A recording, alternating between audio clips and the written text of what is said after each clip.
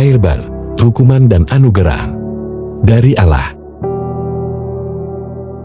Kejadian 7 ayat 23. Demikianlah dihapuskan Allah segala yang ada, segala yang di muka bumi, baik manusia maupun hewan, dan binatang melata, dan burung-burung di udara, sehingga semuanya itu dihapuskan dari atas bumi.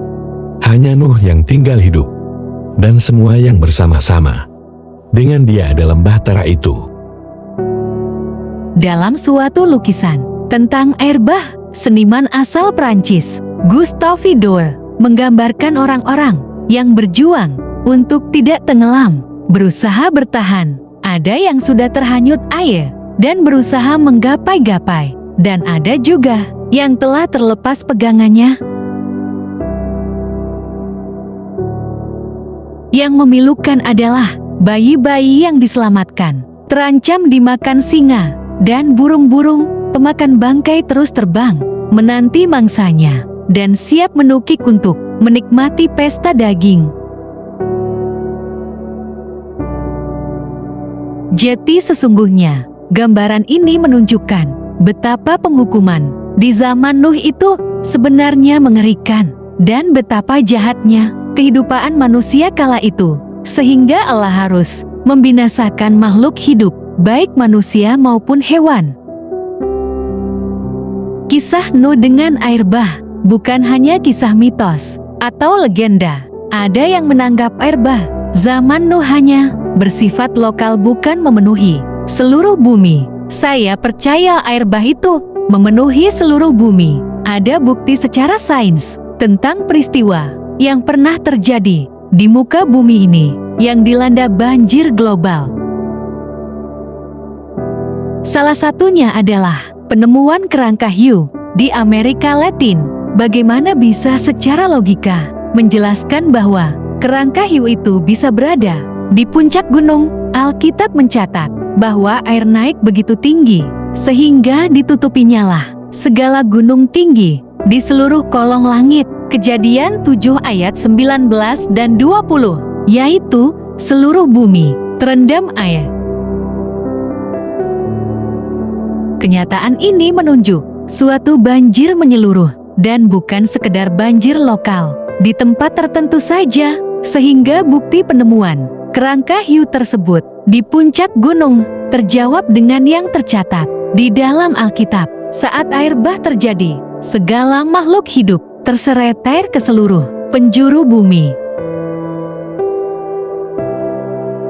Air bah mengingatkan tentang anugerah Allah dan murka serta penghukuman Allah.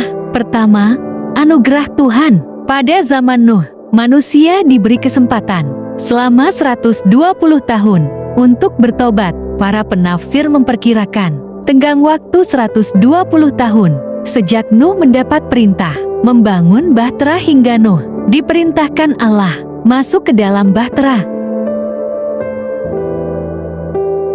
Ini namanya periode anugerah atau grace period. Perbedaannya adalah Nuh merespon anugerah Tuhan itu, sedangkan orang-orang pada zamannya terus menolak anugerah Tuhan. Pada akhirnya Nuh mendapatkan kasih karunia di hadapan Allah karena Nuh merespon anugerah Allah dengan hidup beriman dan berjalan bersama Allah. Masa anugerah Tuhan itu ada masanya, dan kita tidak akan tahu pasti masa anugerah itu bagi masing-masing orang. Anugerah Tuhan itu berlaku bagi mereka yang merespon dengan benar dan tidak menolak anugerahnya. Kedua, penghukuman itu terjadi karena Allah melihat manusia yang terus-menerus menolak anugerah Allah. Murka dan penghukuman Allah itu pasti, walaupun seakan-akan lambat, tapi pasti terjadi. Manusia di zaman Nuh sudah diberi kesempatan yang cukup panjang, tetapi ironisnya tidak ada yang mau bertobat, dan tidak ada yang merespons anugerah Tuhan itu. Manusia menjalani hidup yang penuh kekerasan dan hidup yang rusak tanpa mau berubah. Selain sifat hidupnya yang penuh kekerasan. Mereka juga keras hati dan keras kepala. Akhirnya grace period itu berakhir dan akibatnya manusia harus menghadapi penghukuman Allah yang dahsyat. Allah sesungguhnya tidak menghendaki manusia dihukum. Allah bukan oknum yang senang membinasakan manusia dan bersukacita melihat kehancuran manusia. Allah sudah menunjukkan kesabaran dan anugerah-Nya kepada manusia. Sudahkah kita merespon anugerah Allah itu? Sudahkah kita mengalami anugerah Tuhan? Jangan mengulangi lagi tragedi manusia pada zaman Nuh yang hidupnya penuh kekerasan, keras hati terhadap suara Tuhan dan anugerah Tuhan. Saat kita mengeraskan hati secara terus-menerus, maka kita sudah membuang-buang anugerah Tuhan dan kita merencanakan kehancuran atas diri kita sendiri. Keselamatan bagi manusia itu seperti gambaran bahtera. Hanya satu cara untuk selamat, yaitu masuk ke dalam bahtera, dan hanya satu pintu masuk untuk beroleh keselamatan. Pintu itu adalah Yesus Kristus. Maukah kita merespon untuk masuk bahtera keselamatan melalui Kristus? Akulah pintu.